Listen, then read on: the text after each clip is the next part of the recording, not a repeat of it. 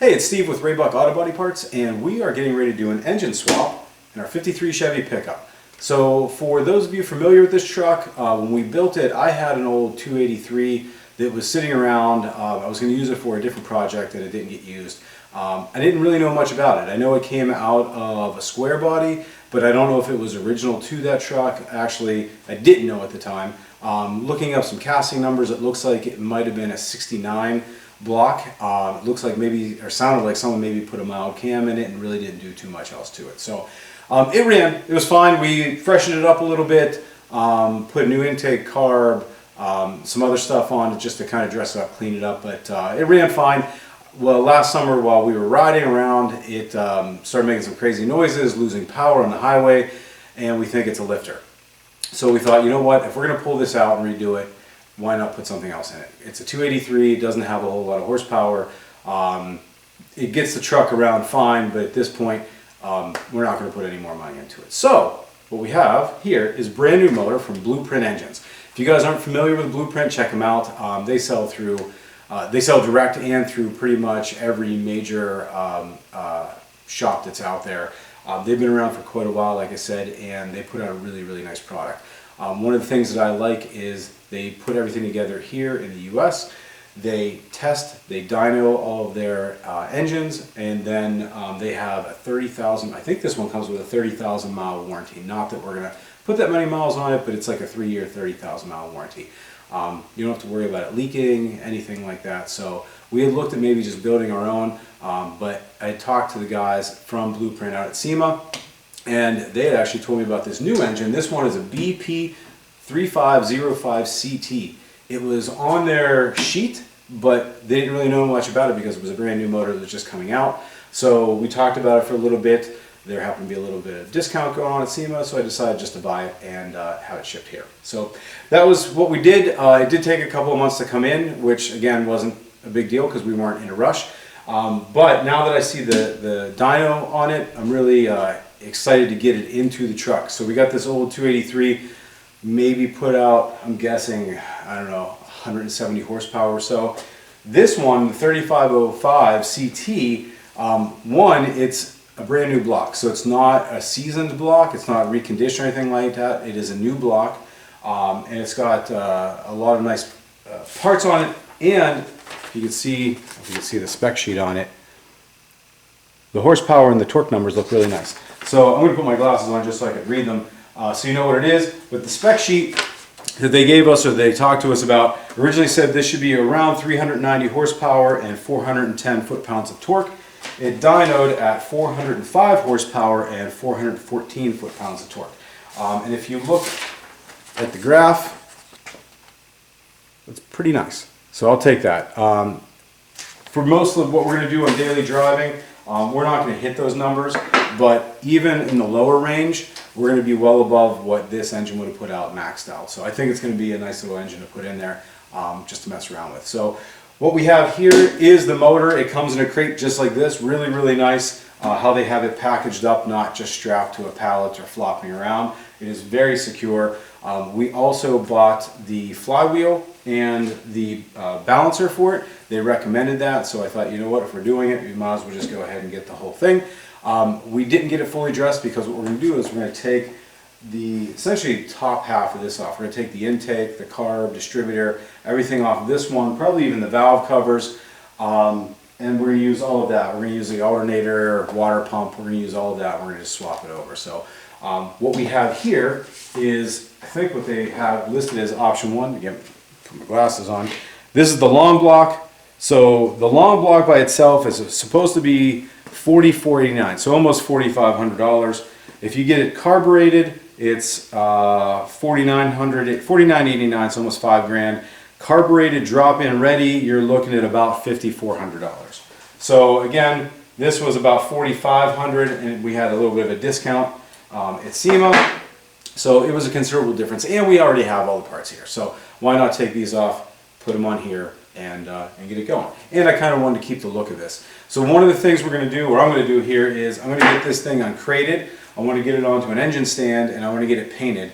I don't know what color it is. I'm guessing it's blue. Maybe it's black. I don't know. We're going to find out here in a minute.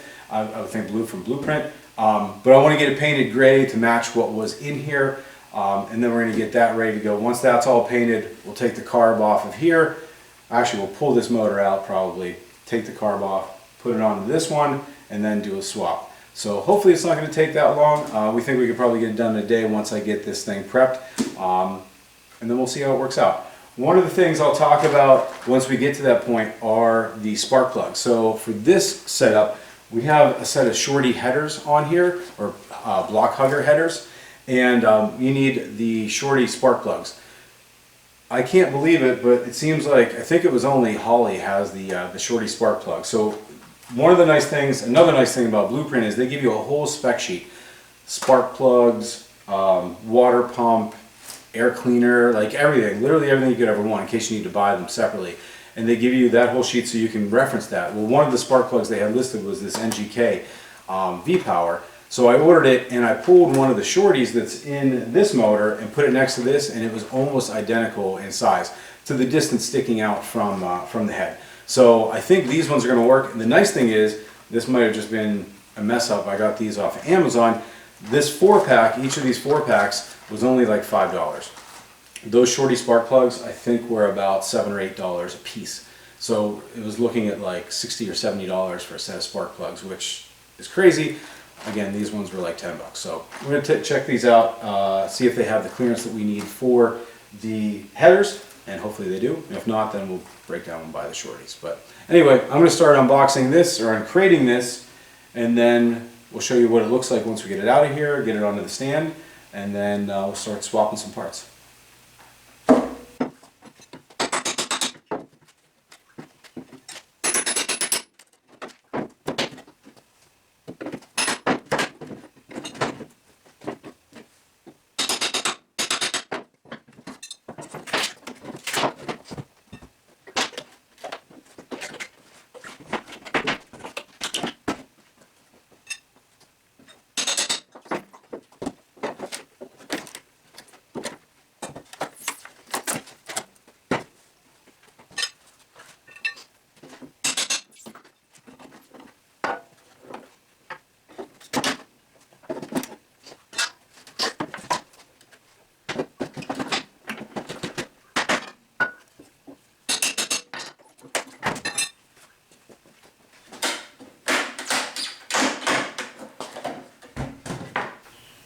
Okay, so I got it uncrated. I'm going to take the bag off and we're going to see what color it is. See what this thing looks like.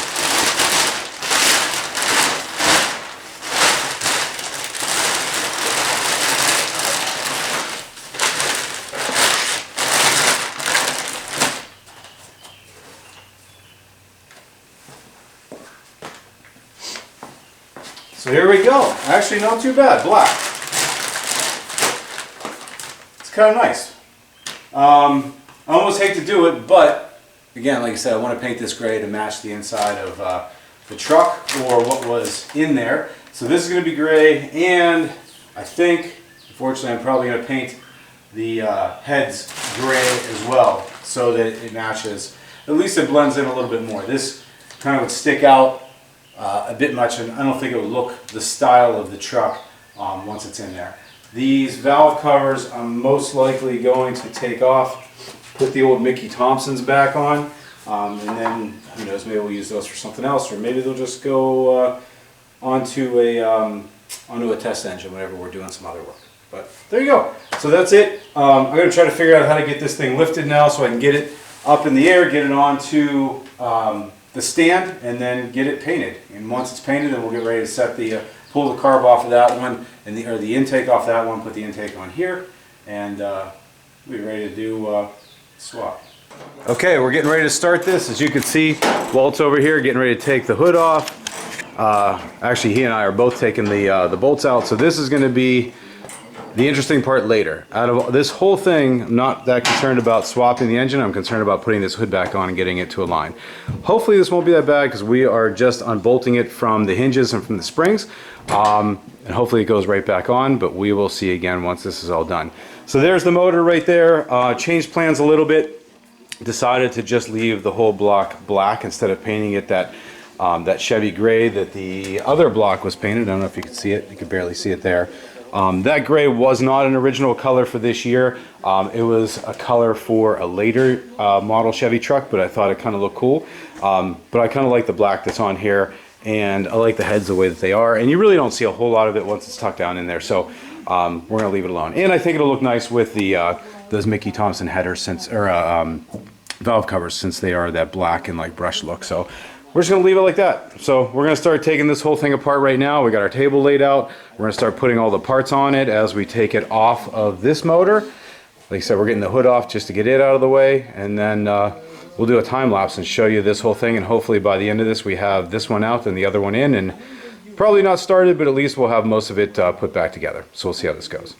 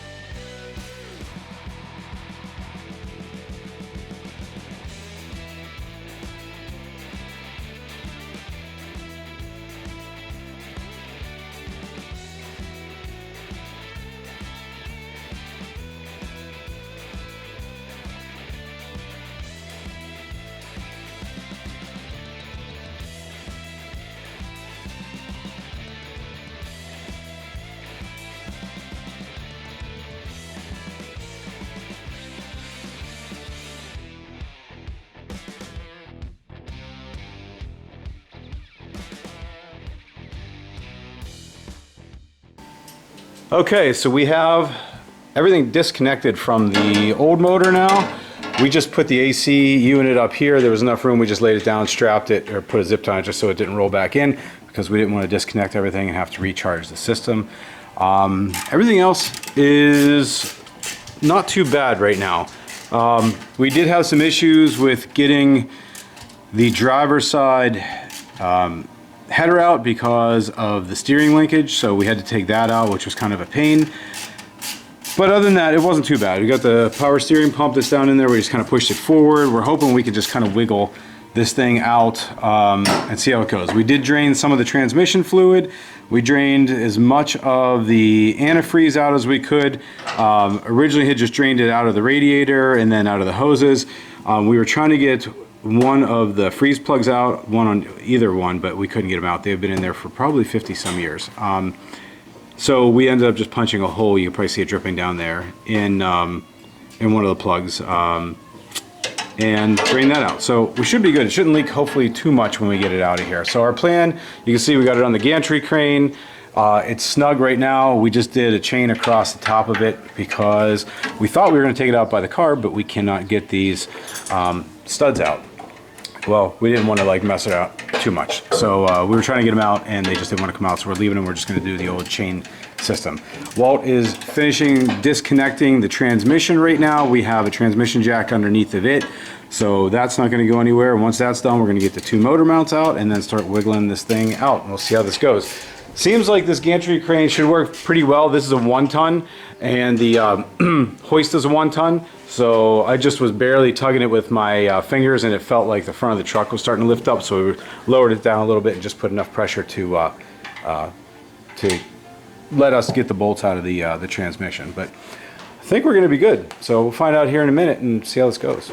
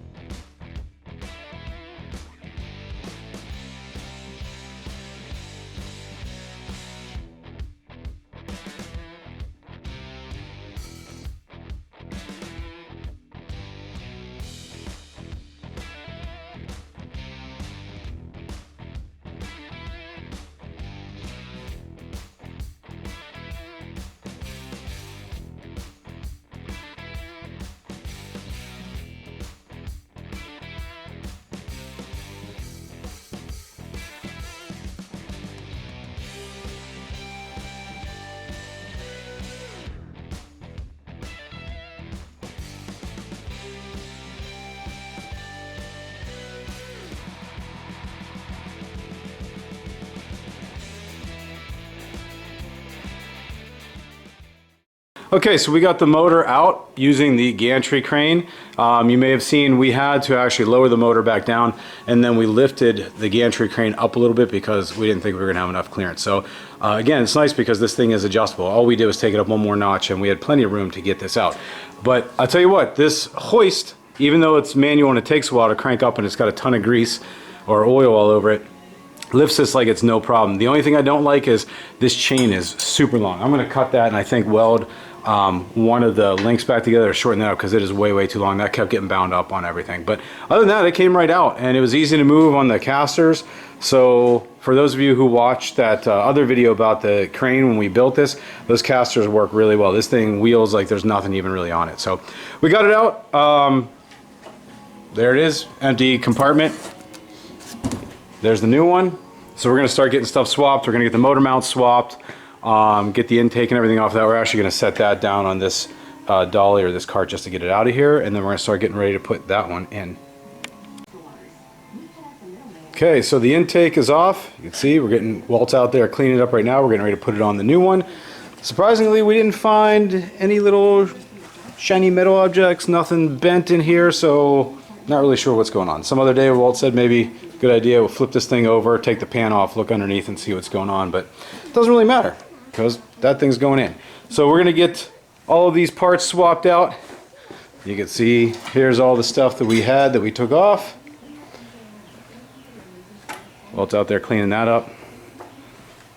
Then we're going to get put in. So a few more minutes, hopefully, well, maybe more than a few minutes.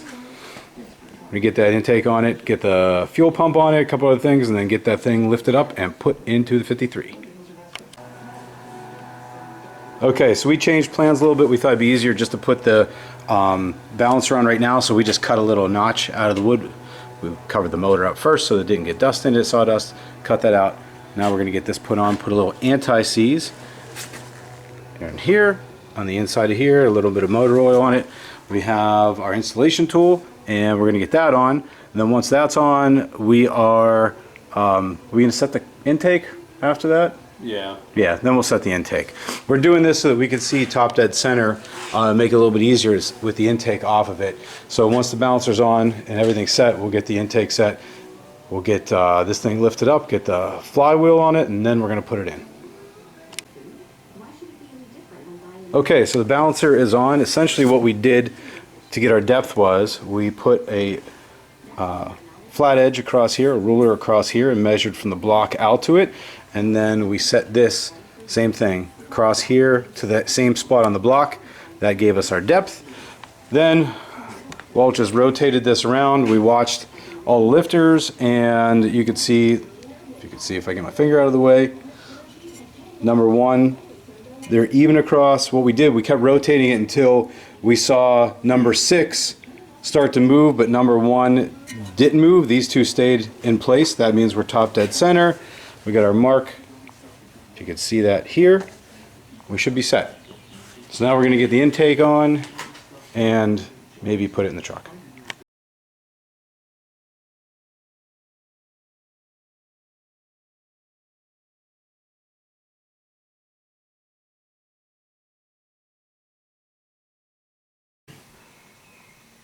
Okay, as you probably saw, we're in day 2. We took a break because we ran out of time.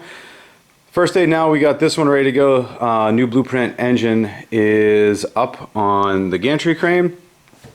We have the flywheel on. So this is the flywheel that we bought from Blueprint. So it's meant to go with this motor. It's all weighted correctly and everything. Have the balancer, harmonic balancer on, and that's pretty much it. The rest of the stuff, you saw the intake, fuel pump, and everything came off the old motor. We're going to go and stick it in, and hopefully, fingers crossed, this goes in pretty smoothly. The transmission is still in the truck. We unbolted it from the cross member and slid it back just a little bit. We didn't get a lot of play. We didn't want to take the drive shaft out. We were trying to make it easier, but we may be making it harder on ourselves, so we're going to find out here in a minute. If we have to, we will take that out, but hopefully we can wiggle this thing in here and then start bolting it all together.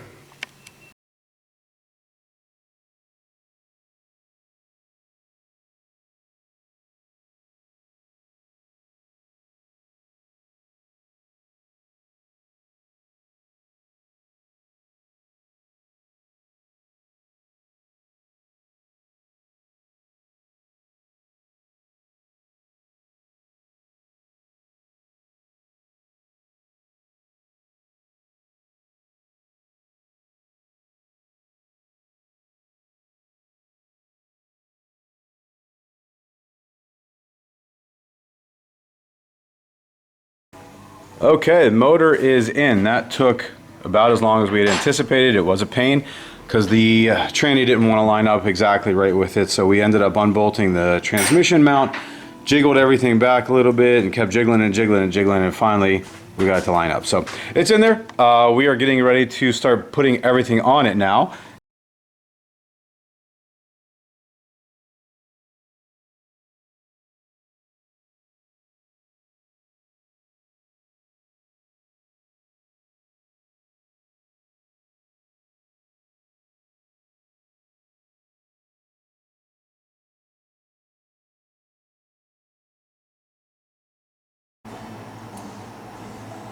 So we got everything connected on it. Had an issue with these valve covers. These are the aluminum valve covers, so the ends are a little bit thicker, and we got a real thick gasket, and these heads are a bit different than what the old heads on the old steel block were, and the steel heads.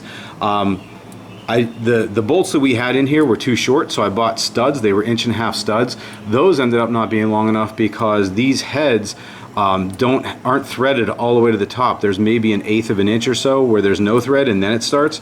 So when I put those in and seated them all the way, I couldn't get the nut onto the end of the bolt. So I ended up going with 1.25-inch cap screws, and they have washers on them, and those worked perfectly. So the 1.25-inch worked out well. That got that all wrapped up and got those on. So we did fire it up, or I fired it up, and then found that we had a little leak in the water neck, unfortunately, so I had to take all that apart, drain the antifreeze, got it all back together, resealed that up, and that's where we are right now. So we just fired it up a couple minutes ago. Walt's going to hit it right now, and you can hear what it sounds like.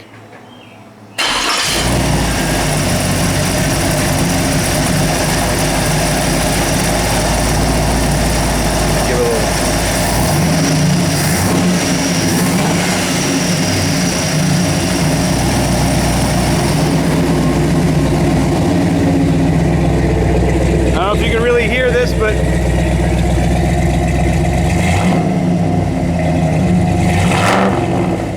sounds pretty healthy.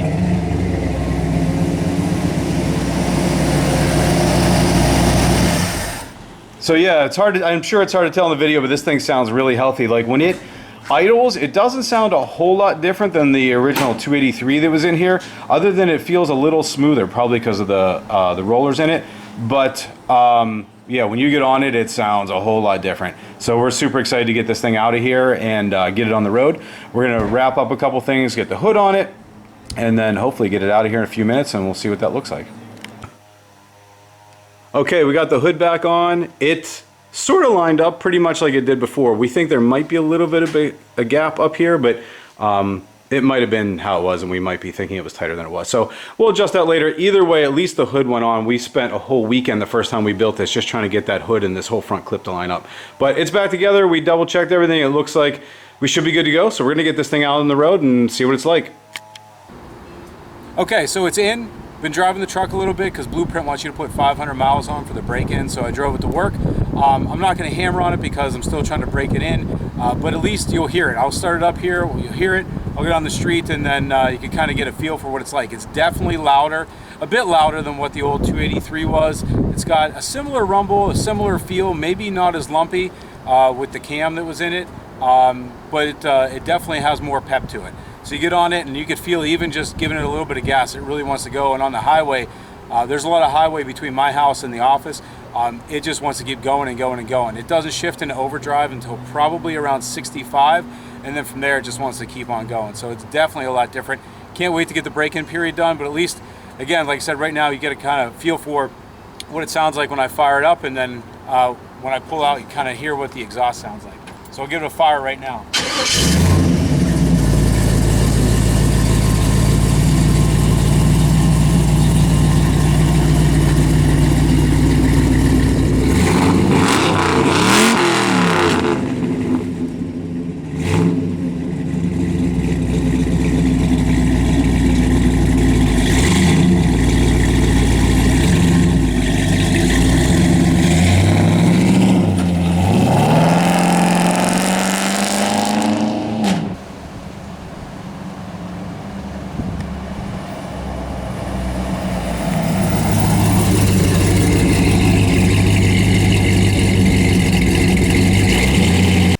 you go. That's the engine swap on the 53 Chevy pickup.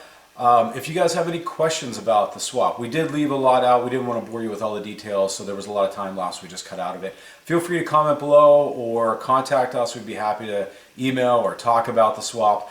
So if there's anything on the truck that you are interested in, or anything again with the swap or with that Blueprint engine, let us know. We'll put a link below for that particular engine, at least on Blueprint's website if we could find it there. Should be able to. And also those spark plugs that we talked about did work. So the ones that they had mentioned in their spec sheet are the ones that we're still running in the truck, and no issues with those. So appreciate you guys watching. Please like and subscribe below if you haven't already, and look for more videos coming your way. Thanks.